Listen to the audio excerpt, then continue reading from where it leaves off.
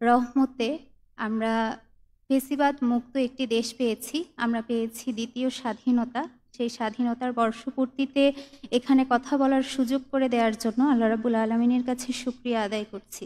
দুরুদ ও সালাম পেশ করছি মানবতার মুক্তির দূত হযরত মুহাম্মদ মুস্তাফা সাল্লাল্লাহু আলাইহি ওয়াসাল্লামের প্রতি, যিনি আমাদের জীবনের প্রকৃত আদর্শ, যার দেখানো পথের অনুসরণে আমরা পাবো সুন্দর ও শাশ্বত জান্নাত। রুহের মাগফিরাত কামনা করছি ২৪-এর শহীদদের। বাংলাদেশ ইসলামী ছাত্র শিবির ঢাকা বিশ্ববিদ্যালয়ের শাখাকে অসংখ্য ধন্যবাদ জানাচ্ছি জুলাইয়ের বর্ষপূর্তি উপলক্ষে চমকপ্রদ আয়োজন আমাদেরকে উপহার দেওয়ার জন্য। আমার সামনে উপবিষ্ট শ্রোতাবিন্দুদেরকে জানাচ্ছি আন্তরিক সালাম। সালামু আলাইকুম ওয়া রাহমাতুল্লাহি ওয়া বারাকাতুহু।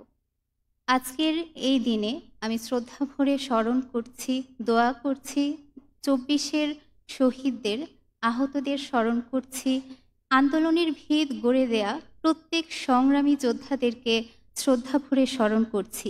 সেই সাথে স্মরণ করছি জুডিশিয়াল কিলিংয়ের শিকার হওয়া ভারত বিরোধী ও আওয়ামী ফেসি বিরোধী সকল নেতাদের, স্মরণ করছি পিলখানার শহীদদের, সাপ্তার শহীদদের, আল্লামা সাঈদীর রায়ের বিপক্ষে ফুঁসে ওঠা জনতার মাঝের শত শত শহীদদের, গুম খুনের শিকার হওয়া প্রতিটি ব্যক্তিকে স্মরণ করছি।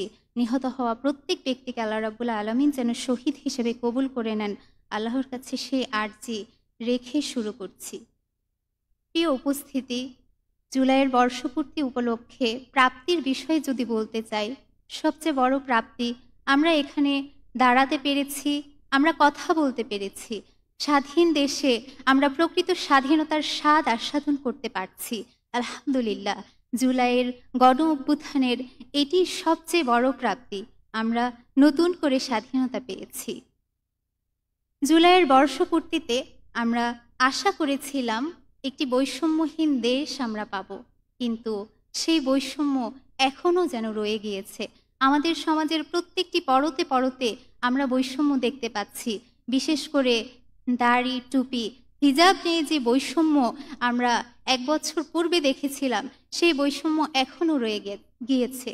যে নারী শিক্ষার্থীরা, ঢাকা বিশ্ববিদ্যালয়ের নারী শিক্ষার্থীরা এই আন্দোলনে প্রত্যক্ষভাবে অংশগ্রহণ করেছে, সেই নারী শিক্ষার্থীদের, হিজাবি শিক্ষার্থীদের এখনও বৈষম্যের শিকার হতে হচ্ছে। অত্যন্ত দুঃখের সাথে বলা যাচ্ছে, আমরা যখন গবেষণা কার্যক্রমে অংশগ্রহণ করতে যাচ্ছি ঢাকা বিশ্ববিদ্যালয়ে, সেখানেও আমাদেরকে পিছিয়ে দেয়া হচ্ছে আমরা হিজাব পরি সে কারণে, অথচ আমাদের টপ রেজাল্ট আছে, সব ধরনের যোগ্যতাই আছে। এটি অত্যন্ত দুঃখজনক। যে বৈষম্যকে নিরসনের জন্য এই আন্দোলনের ভিত গড়ে উঠেছিল, সেই বৈষম্য এখনও দূরীভূত হয়নি। আমরা আশা করেছিলাম মববাজি, ট্যাগিং, বিভাজনের রাজনীতি বন্ধ হবে, কিন্তু এই বিষয়গুলো আমরা এখনও লক্ষ্য করতে পারছি।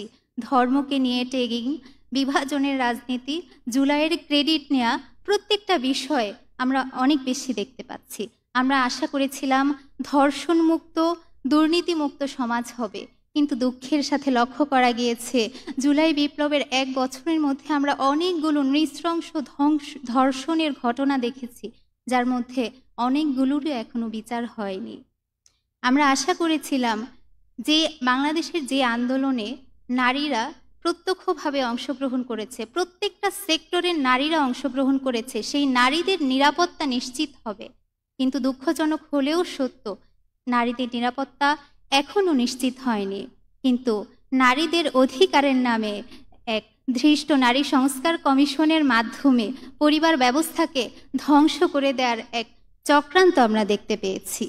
আমরা আশা করেছিলাম ধর্ম নিয়ে কটূক্তি, অনুভূতিতে আঘাত বন্ধ হবে, কিন্তু জঙ্গিবাদের নাটক এখনও চলমান। আমরা আশা করেছিলাম গণহত্যাকারী এবং তাদের দোসরদের বিচার হবে, কিন্তু ১ বছর পেরিয়ে যাওয়ার পরেও আমরা গণহত্যাকারীদের বিচার দেখতে পাইনি। এই দেশের শৃঙ্খলা, শিক্ষা ব্যবস্থা, সংস্কৃতিকে যারা ধ্বংস করে দিয়েছে, তাদের আমরা দেখতে পাচ্ছি বহাল তবিয়তে বুক ফুলিয়ে ঘুরে বেড়াচ্ছে, যা অত্যন্ত দুঃখজনক। আমরা আশা করেছিলাম শহীদ পরিবারের দায়িত্ব গ্রহণ করা হবে, আহতদের পুনর্বাসন করা হবে, কিন্তু এখনও আহতদের সুচিকিৎসা নিশ্চিত হয়নি। এখনও ৬ জন অশনাক্ত শহীদের লাশ মর্গে পড়ে রয়েছে। আমরা আশা করেছিলাম ভিন্ন দেশের নয়, বরঞ্চ বাংলাদেশের স্বার্থ প্রাধান্য পাবে। কিন্তু দুঃখজনক হলেও সত্য, জনগণকে না জানিয়ে দেশের ক্ষতির আশঙ্কা আছে এমন বিভিন্ন চুক্তি করা হচ্ছে, যা আমাদের জুলাইয়ের প্রত্যাশাকে নষ্ট করে দিয়েছে। আমরা যেই আশা করেছিলাম জুলাইয়ের গণ অভ্যুত্থানের মাধ্যমে আমরা আমাদের দেশে সমাজে যেই পরিবর্তন দেখতে পাবো, সেই পরিবর্তন এখনও আমাদের দৃষ্টিগোচর হয়নি। সেই পরিবর্তন আমরা এখনও দেখতে পাচ্ছি না, যা আমাদেরকে আশাহত করছে। এই পর্যায়ে দাঁড়িয়ে আমি কিছু দাবি উত্থাপন করতে চাচ্ছি।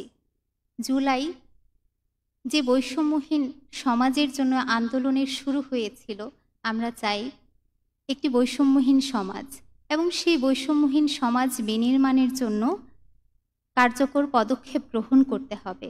আহতদের সুচিকিৎসা নিশ্চিত করতে হবে। যারা কাজ করতে সক্ষম তাদের চাকরির ব্যবস্থা করতে হবে। যারা কাজ করতে সক্ষম নয় তাদের ভাতার ব্যবস্থা করতে হবে। নারীদের নিরাপত্তা নিশ্চিত করতে হবে। নারীদের প্রকৃত অধিকার নিশ্চিত করতে হবে। কতিপয় নারীবাদীদের দৃষ্টিতে নয়, বরঞ্চ আপামর নারীদের দৃষ্টিতে দেখে নারীদের সমস্যাগুলো চিহ্নিত করতে হবে এবং সে অনুযায়ী সমাধান দিতে পারতে হবে। কোনো ধরনের ট্যাগিং, মব সৃষ্টি, বিভাজনের রাজনীতি করতে দেয়া যাবে না। ট্যাগিং, মব সৃষ্টি এবং বিভাজনের রাজনীতির সকল পথ বন্ধ করে দিতে হবে। ধর্মীয় অস্থিরতা ও বিভাজন সৃষ্টির সকল অপচেষ্টার বিরুদ্ধে ব্যবস্থা নিতে হবে। গণহত্যা, দেশের অর্থনীতি, শিক্ষা, সংস্কৃতি নষ্ট করার কারিগরদের বিচার নিশ্চিত করতে হবে। আমরা চাই দেশের অর্থনীতি এবং দ্রব্যমূল্যের যে ঊর্ধ্বগতি, এই বিষয়গুলো নিয়ন্ত্রণে নিয়ে আসা হোক। আমরা একটি সুষ্ঠু নিরপেক্ষ নির্বাচন চাই। আমরা চাই দেশের প্রত্যেকটি সেক্টরে শৃঙ্খলা প্রতিষ্ঠিত হোক। দেশের প্রত্যেকটি সেক্টরে বৈষম্য ভুলুণ্ঠিত হোক। জুলাইয়ের এই বর্ষপূর্তিতে দাঁড়িয়ে এই দাবিগুলো উপস্থাপন করছি, যে শহীদেরা তাদের বুকের তাজা রক্ত বিলিয়ে দিয়ে গিয়ে আমাদেরকে একটি স্বাধীনতা উপহার দিয়ে গিয়েছে। সেই স্বাধীনতাকে রক্ষা করা কেবল অন্তর্বর্তীকালীন সরকার বা নির্বাচনের মাধ্যমে বিজয়ী সরকারেরই দায়িত্ব নয়।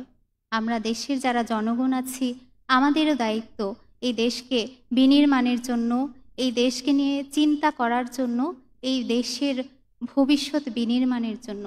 সেজন্য আজকে উপস্থিত শ্রোতাদের কাছে এবং পুরো দেশবাসীর কাছে আমার আহ্বান থাকবে, চলুন জুলাইয়ের বর্ষপূর্তিতে আমরা আবারও জুলাইয়ের প্রেরণায় উজ্জীবিত হয়ে দেশ এবং জাতি বিনির্মাণে যাবতীয় বিভাজন ভুলে গিয়ে ঐক্যবদ্ধ হয়ে আবারও কাজে নেমে পড়ি।